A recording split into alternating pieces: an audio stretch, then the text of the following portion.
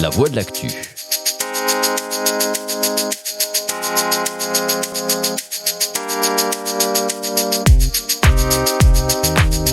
Bonjour à tous, bonjour à toutes. Dans la voie de l'actu, on revient aujourd'hui sur les prochaines mobilisations sociales au sein de la SNCF. Les 4 syndicats représentatifs de la SNCF appellent à un mouvement le 21 novembre prochain. Il s'agit de l'ultimatum avant une grève reconductible toutes les 24 heures à partir du 11 décembre, soit 10 jours avant les vacances. Et nous sommes avec Joanne Bedel-Navarro, secrétaire générale de la CFDT Cheminots Occitanie. Bonjour. Bonjour. Alors on va commencer, si vous le voulez bien, par la question du fret, puisque c'est une des raisons de votre mouvement. L'une de vos principales revendications porte notamment sur le démantèlement du fret SNCF, chargé du transport de marchandises. En vertu d'une directive européenne, l'entreprise devrait disparaître dès le 1er janvier prochain. Elle devrait être remplacée par 2 entités privées distinctes l'une de l'autre, Exafret pour le transport de marchandises et Technis pour la maintenance des locomotives. Expliquez-nous quelles seront les conséquences de cette directive européenne qui prévoit donc le démantèlement du fret SNCF. Alors, c'est pas exactement une directive européenne, hein, c'est une enquête qui a été lancée par la Commission européenne en décembre 2023, qui prévoit de regarder un peu les financements qu'il y a eu, qui pour eux sont un peu occultes. Alors, il faut savoir que ça a été fait un peu aussi chez DB Cargo. Ce que la France a prévu, en fait, et donc le gouvernement tout seul, sans concertation avec les syndicats et les principaux concernés, c'est en fait ce qu'on appelle un processus de discontinuité. Donc, c'est un peu interrompre l'activité normale du fret et c'est créer 2 filiales avec des droits moindres pour les salariés qui seront du coup chargés de récupérer une partie du trafic du wagon isolé. Par contre, tout le reste des activités de fret seront cédées aux concurrents et donc il y a plus de 500 postes menacés, plus de 10% de l'effectif qui sont menacés en fait de disparaître. C'est à peu près 23 lignes ferroviaires qui sont menacées, la suppression de 500 postes, vous venez de le préciser. Qu'est-ce qui motive le gouvernement, l'État français, à aller dans cette direction ? Oh, vous savez, il y a eu une loi sur le ferroviaire aussi en 2018 qui un peu ancrait ce principe de concurrence. J'ai envie de vous dire qu'en fait, cette enquête et ce processus de discontinuité, c'est l'effet de Monsieur Delorme, le président de Rail Logistique Europe, qui du coup a voulu lancer ça. En soi, le gouvernement n'était pas obligé, puisque je le rappelle, hein, le rendu de la quinte de la Commission européenne n'a toujours pas eu lieu. Il va être fait par des commissaires européens sortants. Il y avait une possibilité avec les dernières élections européennes de suspendre cette discontinuité. Le choix du gouvernement, ça a été de continuer finalement vers le processus de discontinuité. Les dernières rencontres qu'on a eues, nous, avec le ministre, c'est le choix du pire, en fait, qui a été fait. Le modèle économique, il faut aussi le savoir, il n'est pas assuré des futures sociétés, des futures filiales, parce qu'en fait, il tient aussi de la part d'aide de l'État et il ne prévoit aucun aléa. Rien ne dit finalement qu'un opérateur public comme Fret SNCF pourra continuer à faire du fret par la suite. On veut mettre visiblement, accentuer un peu une politique gouvernementale sur l'écologie, mais par contre, on est capable de mettre sûrement plus de camions sur les routes. Le business plan qui est prévu aussi sur ces 2 filiales n'assure en rien un report en fait vers le ferroviaire et vers le transport de marchandises par le rail. Cela dit, le fret en France, c'est pas franchement une grande réussite. C'est dû à quoi? À un manque d'investissement, à un manque de volonté politique? Et qu'est-ce qui nous dit que le privé ne ferait pas mieux que le public? C'est un peu tout mélangé. Il n'y a pas de volonté politique à un moment donné d'accentuer le fret. Alors on voit nous sur notre région Occitanie où il y a des plans à un moment donné qui sont mis en place par la région. Par contre, nationalement, le fret en soi a toujours été à un moment donné un peu mis de côté.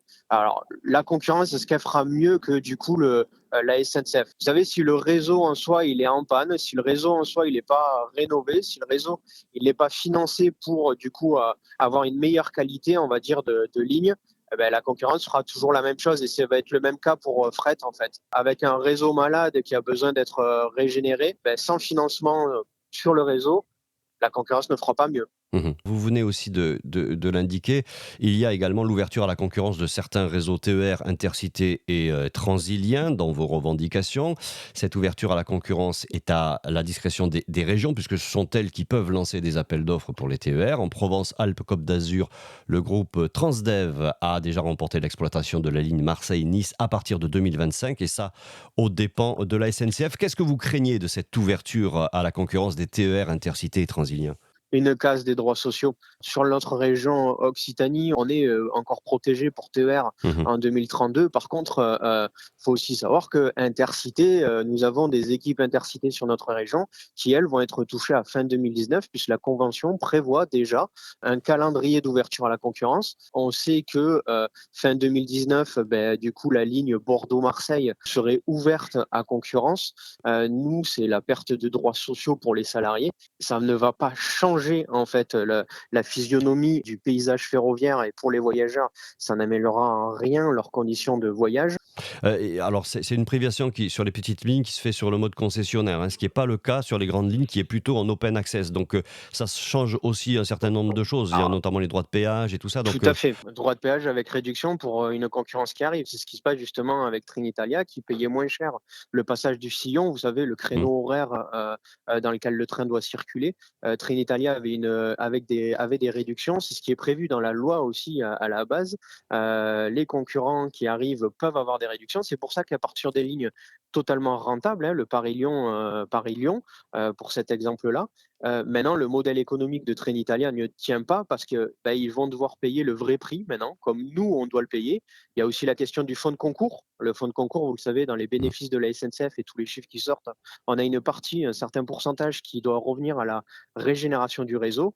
Les entreprises privées, par exemple, ne l'ont pas. Alors après, quand vous dites grande ligne, effectivement, c'est pour les TGV où il y a une logique d'open access.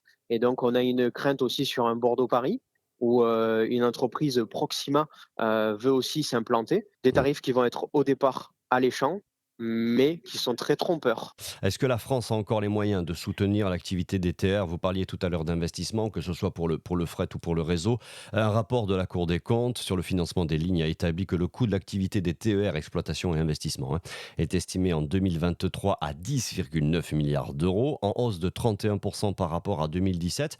En 2023, les financements publics représentent 83,5%. Alors tout ça est partagé évidemment entre l'État Ouais. et les régions. Alors pour un pays au bord de l'effondrement budgétaire, est-ce que c'est encore possible d'investir dans le réseau ferroviaire? Vous savez, on a fait à un moment donné un benchmark européen sur les investissements nécessaires et qui ont été faits avant une possible ouverture à la concurrence dans tous les pays européens. On s'est rendu compte qu'en fait, on est le pays qui finance le moins le rail, qui finance le moins la régénération des réseaux. J'ai envie de dire qu'on va revenir à une de vos premières questions. Tout est question de volonté politique, de volonté à un moment donné de notre direction aussi côté SNCF et du gouvernement.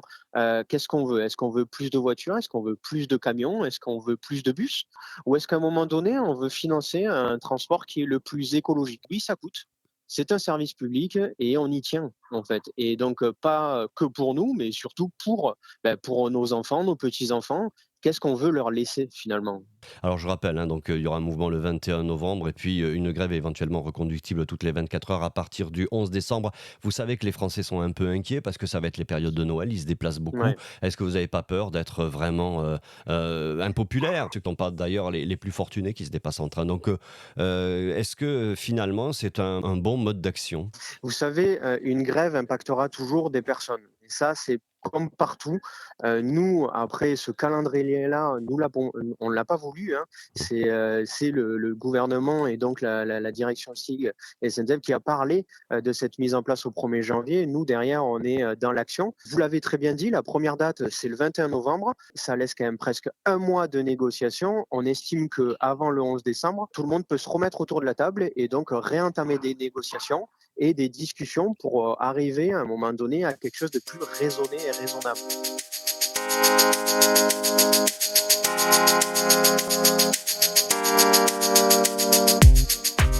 Voilà, c'était La Voix de l'Actu avec Joanne Bédel-Navarro, secrétaire générale de la CFDT Cheminot Occitanie. On vous rappelle que le 21 novembre prochain aura lieu une grève à la SNCF, sans doute suivie d'une autre grève reconductible toutes les 24 heures à partir du 11 décembre. La Voix de l'Actu, c'est un podcast de Radio de l'Ers que vous pouvez retrouver sur notre site internet, mais aussi sur toutes les plateformes de podcast et également sur nos réseaux sociaux, Facebook, X, Instagram ou encore YouTube. Ces interviews sont aussi diffusées sur notre antenne de Radio de l'Ers à 8h le matin et rediffusées à 17h30. Je vous laisse avec la suite des programmes de Radio de l'Ers.